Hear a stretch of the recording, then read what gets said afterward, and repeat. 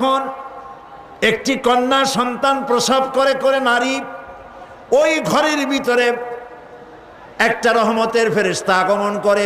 রহমতের ফেরেশতা এসে বলে, আসসালামু আলাইকুম ইয়া আহলাল বাইত, হে ঘরের গৃহবাসীরা, তোমাদের উপরে আল্লাহর রহমত বর্ষিত হোক।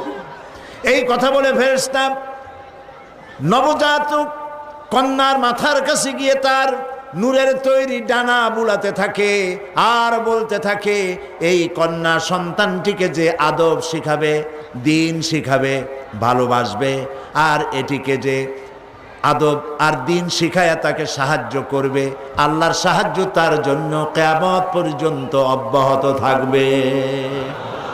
এই কথা কিন্তু কোনো পুত্র সন্তানের জন্য বলা হয় নাই, বলা হয়েছে কি সন্তানের জন্য? কন্যা সন্তানের জন্য। আমার দেশে বহু লোক আছে বারবার মেয়ে হয়, স্ত্রী